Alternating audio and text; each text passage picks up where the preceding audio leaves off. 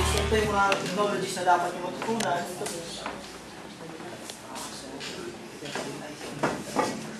So yung electrical drive technology, wireless communication, image processing, PID configuration. So yan yung mga dapat nyo matutunan dyan. And then, different sensors din. So yan, naka-wireless communication yan.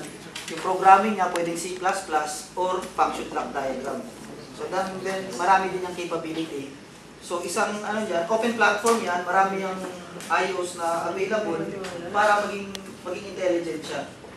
So parang pinaka-basic lang yan, then nasa estudyante na kung paano niya papag-guide yung system niya. Kasi marami namang open interface yan na pwede kang mag-upgrade.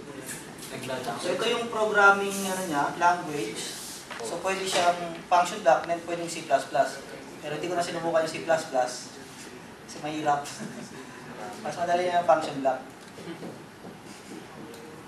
So depende kung ang background niyo nasa computer science kayo or computer engineering, so mas preferred niyo yung function block, ay yung C++. Pero ako kasi easy yung background ko, kaya more on function block yung gusto kong programming.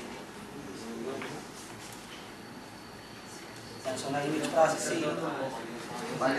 Sir, paano? Kalikot.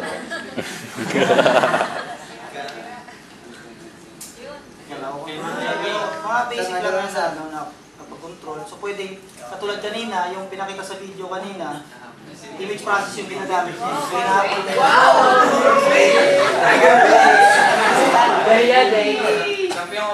I-teach mo lang yung kung ano yung color na susundan niya, pwede nyo sundan. So pwede yung line, susundan niya yung line, yung camera, auto-inductive sensor, kung metal yung line, so pwede nyo sundan niya.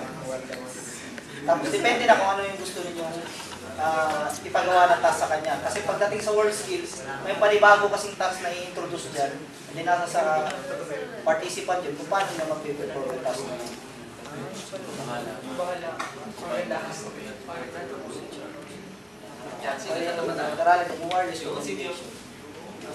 So para katulad ng din yung mechatronics namin, so actually introduce yan ng Pesto kasi dun sa labas, yung pakita ko sa inyo mamaya, isang buong mechatronic system yon.